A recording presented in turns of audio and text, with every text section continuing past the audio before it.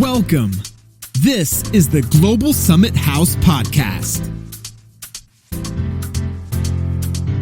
Catch power interviews and discussions with influential, inspiring, and powerful people.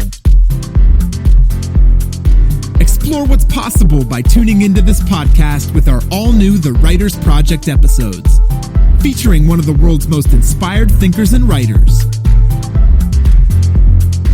Visit our website at www.globalsummithouse.com.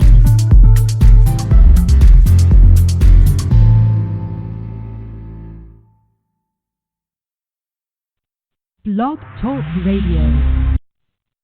Good afternoon, everyone. This is Chris on IMTN Worldwide Radio, and today we have our Books to Read show, first one in a while. I'm glad for everybody who is able to take the time to listen on a Sunday afternoon.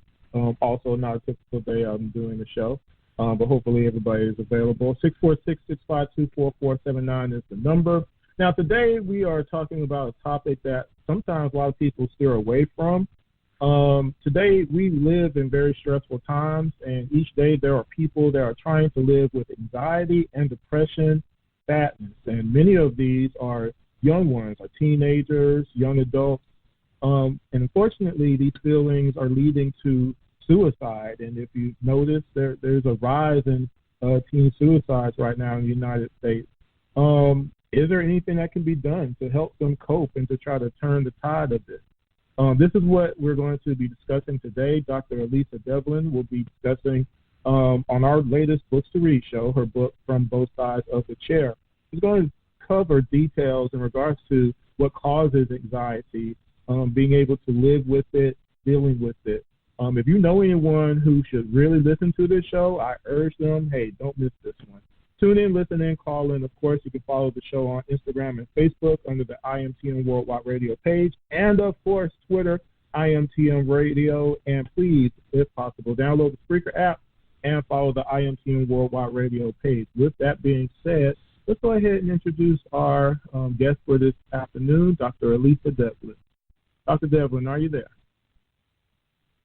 Hi, how are you? Thank you for having me. I appreciate it, and I'm very honored to have time to talk. I absolutely love educating people, because I think that is the only way that, first of all, the stigma that is attached to mental illness is going to slowly, I wish not slowly, but fade away, and encourage people to seek help. And that's the key for any of this for us to make progress in helping people. Very, very well said, Doctor. And you mentioned it. It's an education factor, and sometimes, well, that's why I even mentioned at the beginning of my intro. It's something that's sometimes skirted, sometimes kind of pushed aside, and when you don't know, it's kind of hard to help anybody when you don't know. You don't know the signs. You can't tell what's wrong, and people in certain cases always kind of push others away to say, I'm okay and everything. But we've seen it just time and time again where they're not really okay. So I'm glad to be able to have you on to be able to discuss this particular topic as well. But before we get started, as I try to do on, especially if it's a first-time guest, and this is your case, the first time I've ever gotten a chance to interview you, I'd like to give the audience a chance to kind of find out a little bit about you, of course. Doctor, where are you from originally, and where did you grow up? I'm from Philadelphia. No, I didn't. I never threw a battery at Santa Claus or a snowball. But I am a very passionate Philadelphia fan. I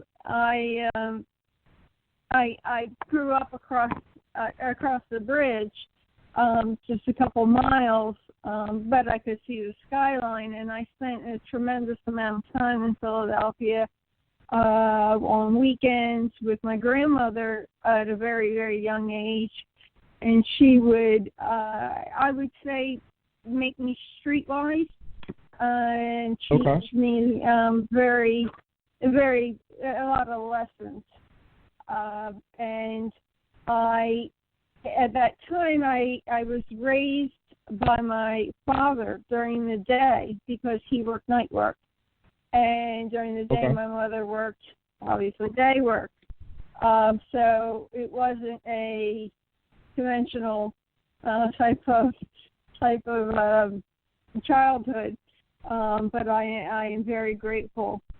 And I knew somehow that I was going to care for people. I don't know how, because I wanted to be an artist. I wanted to be a detective. But I gradually went along, and I would say, my mother organized a lot of events. She is excellent at that. She would bring the mentally retarded into the house when I was like 4 years old, 5 years old. And I had no fear. I felt very comfortable.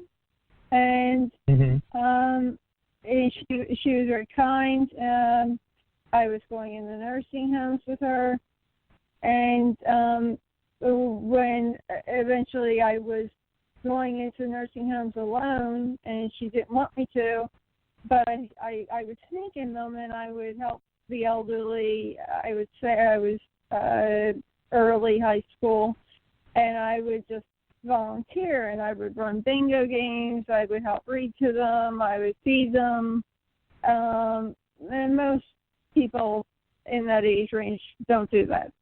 And I gradually, it's strange, I just gravitated to it, and I became the candy striper, which I don't even know if that term is used anymore, where you volunteer in a hospital. And I just took the steps to build my career, everything it took, step by step by step. And then I became a pharmacy aide, and I gradually, people would come up to me and ask me what cough syrup to use, and I was like 17, and I thought, in my mind, I thought, what in God's name are you asking me for? But you have to project confidence, and And gradually I became a nurse's aide, a certified nurse's aide, and I worked during vacation in college, and that really, I think every doctor should do that, because all you do is, I was pooped on, peed on, slapped, kicked, punched, and you have to shower, dress, make their beds of like your list of 6 patients before noon, and it takes it's a lot of work. But it was wonderful, and in college I went to an all-girls Catholic college, which is not that anymore, Immaculata College. It's now Immaculata University, co-ed, and it is wonderful. I was taught by nuns and professors that if it weren't for them, I would have never made it. I really wouldn't have. They cared so much, and I went on to, I remember the exact time I got my letter of acceptance to medical school, my first choice, which was Hahnemann in downtown Philadelphia. And I went right up to I didn't tell anybody. I ran right up the steps, and the first place I went was to the chapel. Wow. And I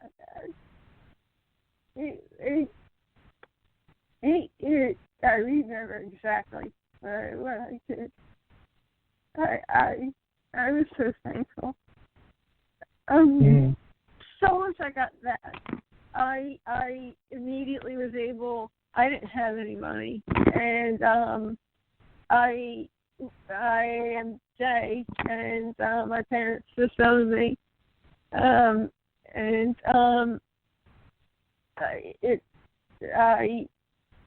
that's a very hard thing for people to understand because I was, a good student. I was, I had very high grades, and I immediately was able to apply to the military for a scholarship, and I got one and joined the Army. And was placed on reserve, and I went to the civilian school, and intermittently did things for with the Army, I got an incredible experience. I loved the military. It was wonderful. I mean, the camaraderie. I had a new respect for the flag, what it meant, the chain of command, what our troops do, and it was unbelievable. Wow. So Dr. Devlin, I want to do this because, first of all, you've done a great job of actually very much answering a lot of the questions I was going to ask. And hopefully the audience, 646-652-4479 is the number, y'all, has enjoyed telling your story thus far. But I want to do just a little bit of a recap for those who might have just joined in. We're talking to Dr. Alisa Devlin. Right now we're talking about her experiences growing up as a young lady in Philadelphia, and of course me being an Atlanta fan, I won't hold that against you, Dr. Devlin. But your experience, you know, I had to get you. Yeah, you know I had to get you eventually. I got you. But your childhood definitely, in regards to, well, one thing I actually just want to say in general, and then I'm gonna let you continue, is anything that you do that's related to helping people, you have to really like people. Anything along the lines of being in front of a person and saying that you're going to help them or want to help them, whether it be physically or mentally, anything along those lines, you really have to actually care about that person's welfare. And that's hard to do in most cases for people because it's not something that is initially taught. And there just has to be something inside of you to want to be drawn. And it's kind of like you were talking about going into the hospitals and with the older ones and things of that nature, someone who might be mentally challenged and things of that nature. Most kids will be intimidated, they'd be scared, just outright don't want to do anything along those lines. You gravitated towards that, and it kind of, like you said, stair-stepped you in a particular path, going through, nursing and then medical school, things of that nature, to where eventually you became a doctor. So I just wanted to just give the audience just a little brief recap in regards to that part, because that definitely goes into where you are now. Because I do have this question that I want to get to, is with all of the things that you experienced as a young person going through school and things of this nature, when was it, I guess, the first time that you felt that the study of our topic for today came into play, and then even wanted to write about it? Did writing become something that you thought about before the study of it, as far as the field itself, something specific about it? Which came first, and how did you come about it?